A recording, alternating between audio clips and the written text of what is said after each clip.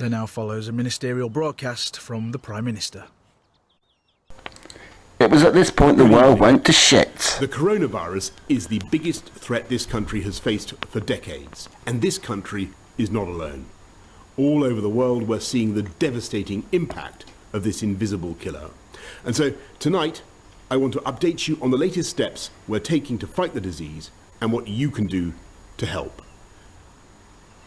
Apparently, a virus known only as COVID-19, created apparently in Wuhan, was killing people all over the world. Scientists decided they would be clever and fuck around with stuff they just clearly didn't understand, involving bats. Yes, your beloved bats.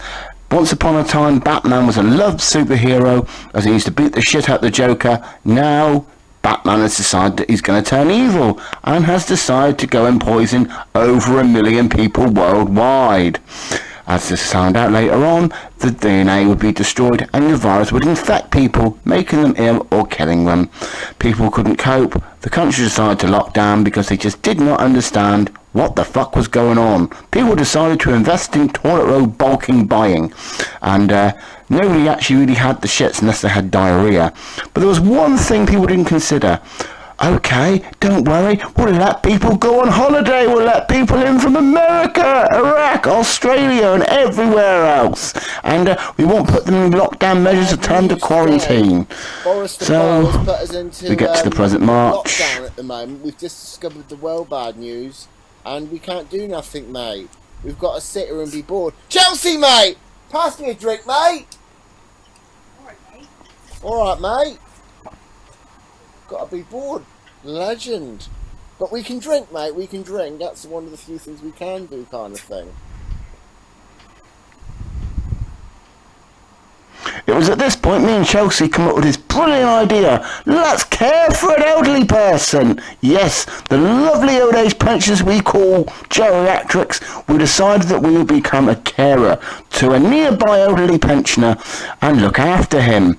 Together we decided to trouble and bring him food and goods and everything he could possibly need just so we could escape lockdown for the day.